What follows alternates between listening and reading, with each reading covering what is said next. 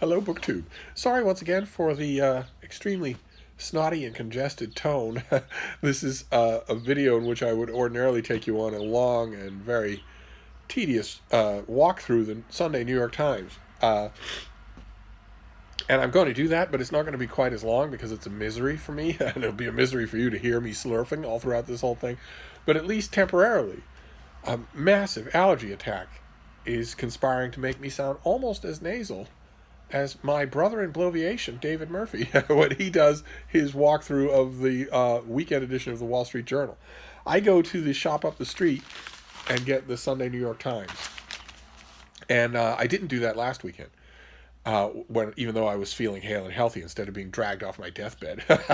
And the reason I didn't do it is because I knew ahead of time what the main story was going to be, and I knew ahead of time that the irritating way that the New York Times would write about that story.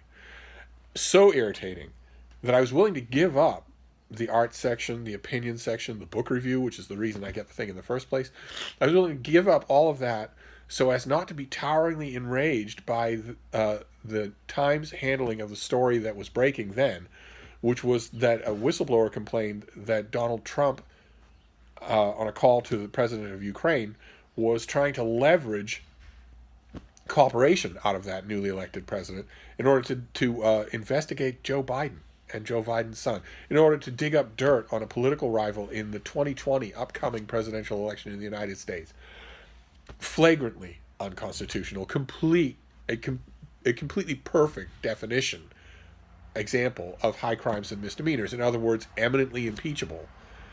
And at the time last week when that was happening, I thought, well, I know what the Times is going to whataboutism. They're going to both sidesism. This whole thing, it couldn't be any plainer, and yet they're going to make it muddy.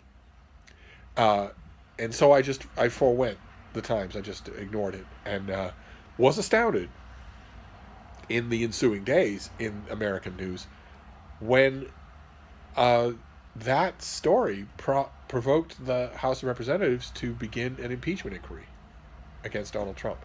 Now, the House already has enough votes to pass articles of actual impeachment. So an inquiry is going to be, I would guess, a fairly quick thing.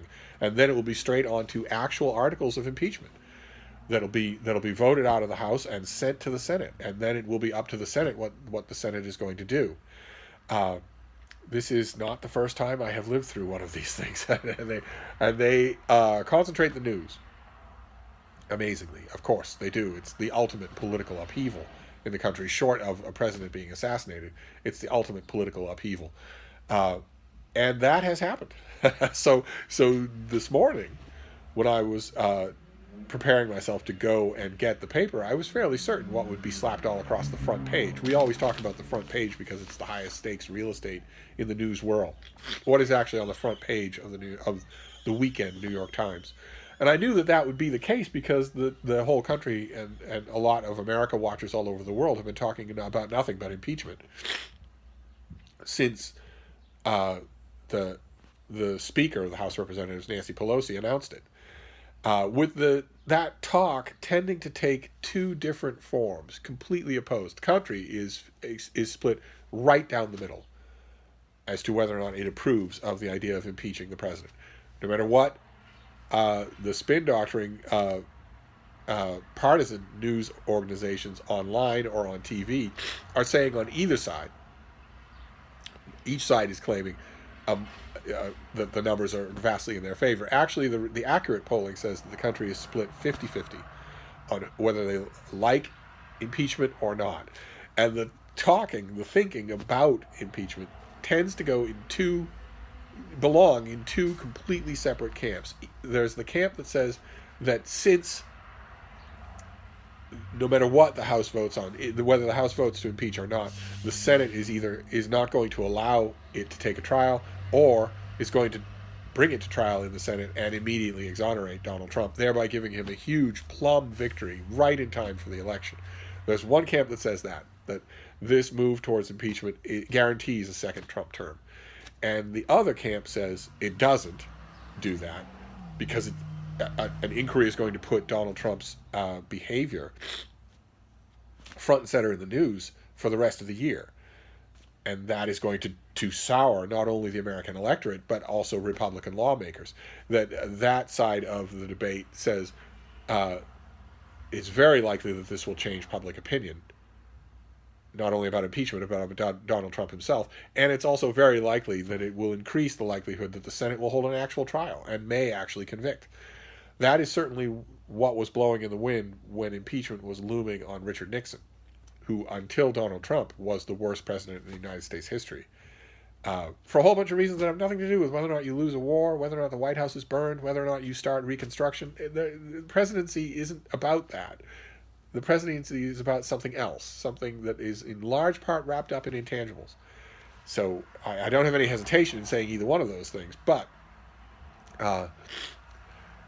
that camp, the other camp, the camp that says, no, an impeachment inquiry will put facts before the American people, a greater swath of the American people than have had them before, and do it in the House of Representatives, where it's not the same thing as a talking head on a news channel.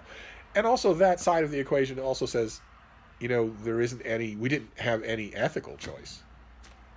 I mean, it's one thing if you don't like Donald Trump. It's one thing if there are word parsings or we are not able to bring an indictment against a sitting president in the Mueller report. It's a very different thing if you have a transcript of a phone call in which the president is saying, do me a favor, investigate a political rival of mine, with the easy implication being, or else. And with the president's personal attorney jetting all over Eastern Europe, what on earth is Rudy Giuliani doing involved in any of this? Anyway, those two debates split the whole subject of impeachment. But a split subject I can take. A split subject, anticipating that in today's Sunday Times, and I wasn't wrong, is a lot more palatable to me than what I was expecting last time that caused me to just call the whole thing off. And sure enough, impeachment is all over the front page and all over a special section in the Sunday Times, which we'll get to. But looking at the story that's above the fold, in newspaper speak, this is the fold. And the stories that are above the fold are an extra source of scrutiny. Those are the ones that are going to get the most attention, at least in the old way of looking at things. In the old way of looking at things, the story that was above the fold in any newspaper was crucial because this was the part that was visible in a mechanical, put a coin in it and open the gate newspaper dispenser. There are hardly any of those anymore. This was also the part that was visible when the paper was stacked on a sidewalk news vendor. There are hardly any of those anymore. So it is kind of an outdated idea. But what it was considered at the time, everywhere, every paper thought this way, was that this advertises the paper. And that therefore the most interesting, most juicy, most involving stories should be above the fold. And the illustration that's above the fold is about online child pornography. And there's a big, very detailed expose of online child pornography. Very interesting stuff. And there's another one about a military parade in China and what it may or may not say about the current Chinese government. But the two column main story on the front page is about impeachment. It's about this whole controversy. And it is infuriating. I want to read you just a bit of it and then we'll move on. I want to read it because the infuriating part starts with the headline. Now, the authors of this piece are Kenneth Vogel, Andrew Kramer, and David Sanger, and they don't write the headline. And the headline writers can, of course, have their head up their Suez Canal. You see, there are whole books of funny headlines that have been written by people who have their head up their Suez Canal. Nevertheless, the headline of this piece is echoed in the body of the piece, and the headline is not just wrong. This is the New York Times we're talking about. The headline is not just wrong. The headline is a lie. And that's infuriating. That's what I come to the Sunday Times not to feel. The headline is, "A Shadow Foreign Policy Backfires on the President." That is a lie. Nothing involved in the story about the phone call with the president of Ukraine was foreign policy. Nothing about it was. The whole point, the whole thing that backfired on the president was that he wasn't conducting foreign policy on that phone call. He was conducting personal, political business to the tune of $300 million in military aid, but we'll leave that out. We get into the body of the piece. And it says, along with documents and interviews with a wide variety of people in Ukraine and the United States, the latest revelations show that Mr. Trump and Mr. Giuliani ran what amounted to a shadow foreign policy in Ukraine that unfolded against the backdrop of three elections: this year's vote in Ukraine and the 2016 and 2020 presidential races in the United States. So it's not just the headline. The piece also tells a lie. That is not our three writers being wrong or being misinformed or being behind the beat of upcoming news. They had the same information that has been available to everybody when they wrote this story, when they wrote that paragraph about a shadow foreign policy. This story about the whistleblower's complaint and about Ukraine is not about a shadow foreign policy. Donald Trump and Rudy Giuliani don't care at all about foreign policy. They never have. This was obviously, as you know, I'm sure you've been unable to avoid the story. This is about the President of the United States strong-arming a dependent country, a dependent ally, in exchange for digging up dirt on a political opponent. That has nothing to do with foreign policy, and it's infuriating. And the story just goes on. It goes on for 4 pages on the inside. And never really migrates away from that, so it got the old blood pressure up. But then, later on, as we're moving through the paper, I promise this is not going to be a long video, because I don't want to be slurping at you for 40 minutes. But later on in the paper, we get to an historic section. This is only, I think, the second time, maybe the third time, maybe the second time that the Times has ever done this, where they have actually called for the impeachment of a sitting president. And that's what they do. This section right here. The title of the thing is "The Only Option." And it's by the Times editorial board, and it lays out in exhaustive detail why the Times supports the move to impeach. And no matter what you think on the subject, no matter where you come down on the debate, one side or another, that's historic. This is still the most powerful paper in the country, coming down on an active question in front of the American population. So I thought that was fascinating, and we'll just see. We'll reconvene next Sunday, when hopefully I won't be dragged off my slurpy deathbed. We'll reconvene next Sunday, and I would imagine that this story is going to move forward very fast. I would imagine that is the case. If the House of Representatives and the chairs of the lead committees of the House of Representatives, if they actually manage to compel the delivery of documents from, for instance, the State Department under Mike Pompeo, and or if they manage to actually defend, to legally protect this whistleblower, I think it's entirely likely that we will see a lot more stuff come out, because the Trump administration has been corrupt up to its hairline since day one. In fact, before day one. And a lot of this stuff, there have been, that's another element that's been breaking in the news lately, is the furtive elements to which they've been going to hide this, to hide all of this material. If that starts to come to light, and if, as I predict, some of it is much worse than this, much worse, and if there's verbatim testimony, even, God forbid, audio or visual testimony, a lot of times there's audio footage, recordings from the White House. I believe this thing will pick up speed. That might not be true. That might not happen. It might mire. There are already naysayers out there in the political punditry saying that the Democrats are already doing it wrong. But if it picks up speed, then we could have a radically different story to talk about next Sunday. I don't know right now how I would handicap that one way or another. The smart money says that the House of Representatives would be most canny to keep impeachment proceedings broiling in the House right through the election. In other words, don't fast track anything, no matter what breaks. Don't do it. For two reasons. One, because the more hearings you have, the more the American public is going to be tuned to that. The more the American public, even inroads into Donald Trump's infamous base, will start to associate this guy with impeachment, with being a criminal.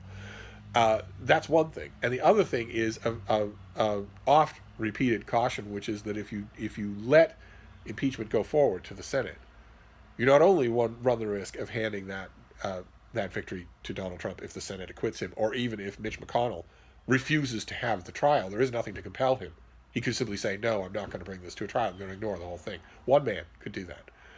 But also, that if you do that, you totally tromp all over the Democratic field in the election. all of a sudden this becomes an election about an impeachment. And all of the Democratic candidates, there's some very strong candidates out there.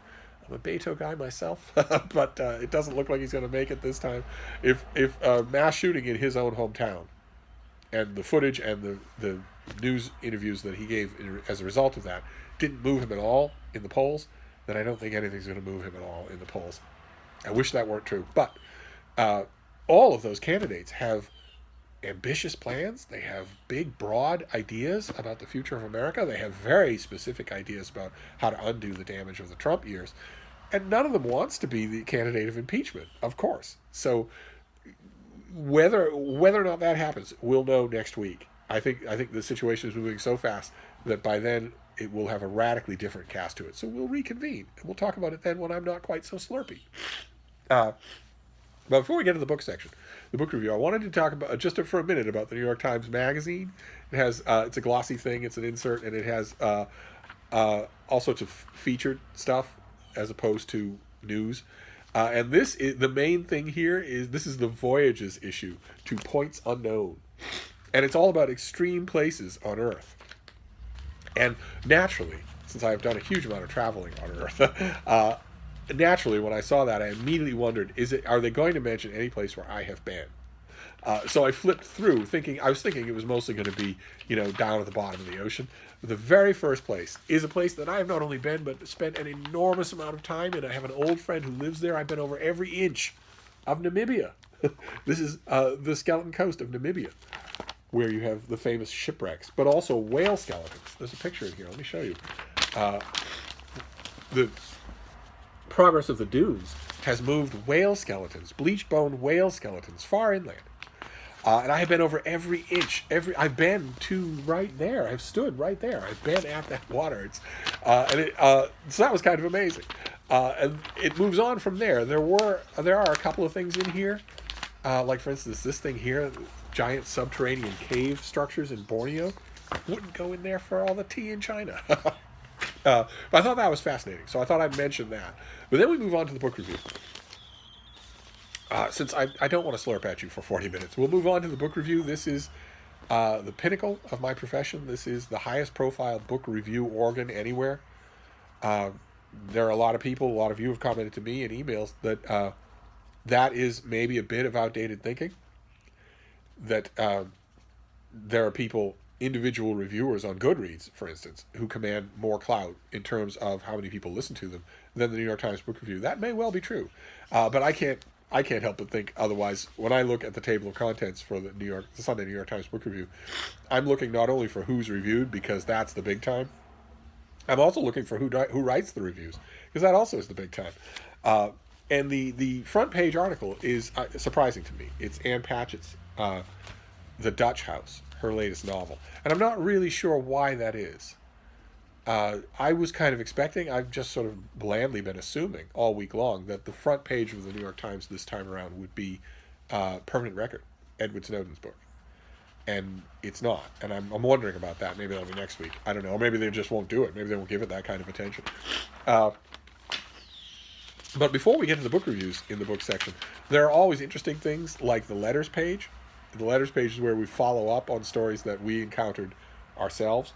And sure enough, there was a piece. There's a feature that they do, the Buy the Book feature, where they ask a set of questions to various authors. And they did that with Imani Perry.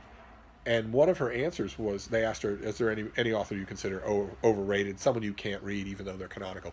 And she mentioned Jane Austen and referred to Jane Austen as her novels as about quote-unquote parlor people. And you remember, I wailed at the time because her other answers were fantastic. And I wailed at that because that is so not true. That is so not true of Jane Austen.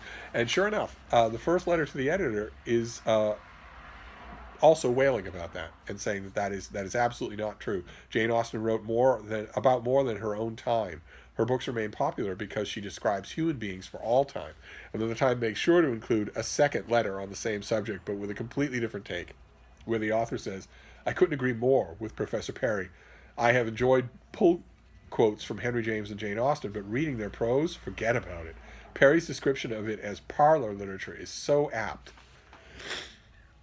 So there are people out there. But then we get to the buy the book section this time, and it's Jeanette Winterson, who is an author that I have never particularly esteemed all that much. But one of the features, one of the characteristics of BookTube that I've often talked about is that you watch people's videos and you get to know them. You get to know their reading, and you can test some of their reactions against some of your reactions to books. You can even test their reactions in laboratory conditions, as it were, by taking an estimate of theirs on a book that you haven't read and then reading the book to see if they're on your wavelength. And Britta Bowler, who's a fantastic booktuber, she loves Jeanette Winterson, and went on in her channel about how this is an author I never miss. Even though I admit that not all of her books are great, but she's too good, too interesting for me to ever miss. And I heard that and I thought, oh, I can't dismiss the source, so maybe I have to re-examine the author. And I think it was a day later that I got a copy of her new book, Frankenstein. So it was like I was being ganged up on. So I read Frankenstein. It was tremendously impressed by it. It was, in my opinion, easily the best Jeanette Winterson thing that I've ever read. And so that made me interested when they did buy the book of her, and I wasn't disappointed. There's a lot of great stuff in this. She is asked what books are on your nightstand, and she says that she keeps fiction, nonfiction, and poetry there. But she digresses to say that it's important to make time for reading, make time for everything else that's important to you. You need to make time for reading. I say that all the time on this channel, but I'm not a best-selling author. So, and then she's asked, what's your favorite book that no one's ever heard of? She mentions a Ted Hughes book that I have, in fact, never heard of. But there was one answer that she gave in here that was fantastic. Where is it here? Oh, yes. They ask her an open-ended question. Do books serve a moral function in your view? And if so, how? And she answers, do books serve a moral function? Absolutely. And it isn't a question of subject matter, because fiction isn't obliged to tackle the world head-on. If we are only interested in the now, then the past is obsolete. Reading is such an odd act, solitary, introspective, outside of time, not controlled by time, and not subject to surveillance. Reading isn't data. Books, more than ever, are agents of freedom from a snoopy, controlling, data-driven nightmare that pretends we are free when we have never been more scrutinized. That's fantastic. She just keeps going. And is increasingly subversive. Literature is a compass, useful to get your bearings even if you want to go in a different direction. Literature is a toolkit. Books are the most practical of endeavors. They teach us about life, about motive, about our own darkness, about why we act as we do, and they give us back real live language. Anything that frees your brain from the karate chop syntax of news feed and social media is in part a meditative act. That's amazing. That's just amazing. The note there that reading is essentially completely irreducibly private. You cannot be surveilled while you do it. That's wonderful. And it's also a strong argument for printed paper books as opposed to ebooks, where there have been concerns raised that embedded in the ebook is software that allows it to read your facial reactions while you're reading it, so that you are being surveilled, maybe, if those stories are true. If they aren't, they certainly will be down the line. But I thought that was really good, and it gave me two immediate reactions. One was to make me wish that Jeanette Winterson would write a book about reading, since that's fantastic. I would gladly read 200 pages of that. And two, when she talks about how it's completely solitary and all by yourself, I wanted to say, start a BookTube channel. We'd be happy to have you. You and Britta would be best friends. We'd be happy to have you. BookTube is wide. We can take authors.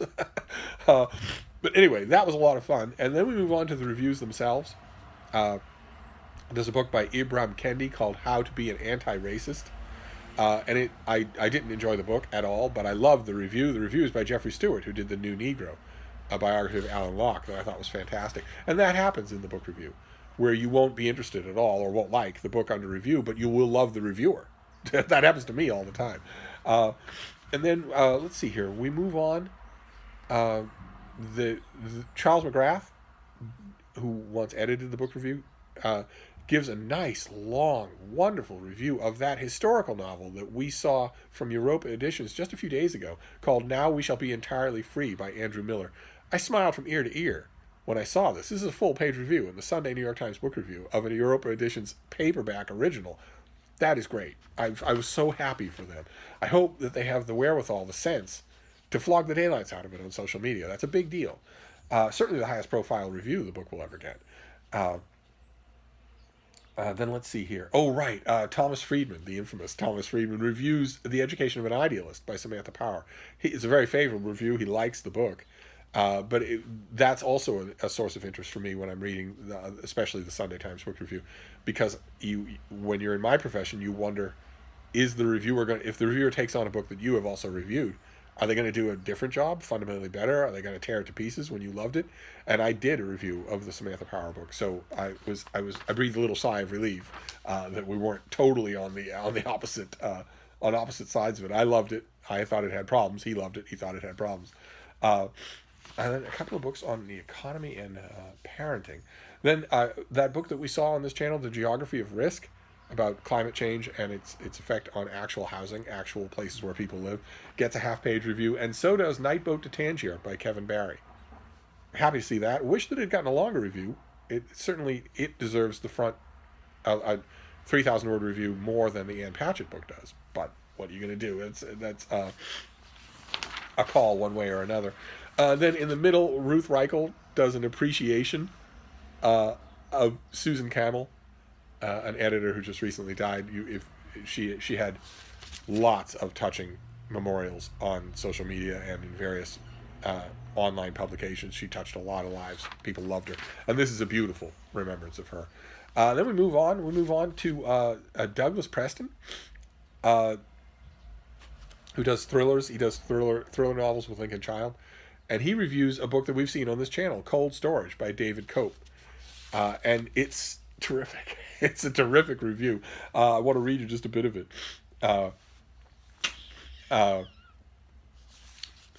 Let's see here. This is a classic thriller in the tradition of Michael Crichton and Richard Preston. If you loved The Andromeda Strain or adored The Hot Zone, and if you relish, as I do, horrendous and revolting descriptions of distended bodies writhing and heaving as rib cages bursting open with the sound of snapping sticks and guts flying into the faces of dumbfounded people, and if you like the image of unwholesome green globules of fungus bubbling along the ground toward a paralyzed scientist, then this is the thriller for you. I don't know. I myself would think, if you're starting all that off with, if you liked this, and this, I would end that with, then you should seek therapy, not this is the thriller for you. But I did enjoy Cold Storage quite a bit, so that was fun to read. And then Joshua Ferris, an author I very much like, a novelist and short story writer I very much like, reviews Daniel Handler's Bottle Grove, which was a novel that I didn't particularly like. And that's another example of where you're reading it for the reviewer rather than for the book. And then we have the Inside the List section where they analyze the bestseller list, which is a big reason why people get the book review, is to look at the bestseller list. And the Inside the List column is by Tina Jordan, and it's all about Caitlin Doty's book, Will My Cat Eat My Eyeballs? And that, of course, was a prompt on my part to remind you that book was expertly reviewed by our very own Olive from A Book Olive on Open Letters Review. If I remember, I will leave a link to it down below. But then that really ended the book review section, and it was a lot of fun. It was a good book review section. I'm throwing out all the rest of the paper, but I'm saving the book reviews. I've got a little stack of them going now, and it's going to be fun to reread them at the end of the year and then cut up the reviews and put them off in their various books. But that is it, BookTube. I don't want this to be twice as long as this because I'm feeling like death warmed over. So I'm going to slurp my way off into the sunset. That was the day that was. That was the Sunday Times for today, and we will reconvene next Sunday when I trust that I will feel better. And we'll talk at much greater length. So you've been warned. Thank you, BookTube.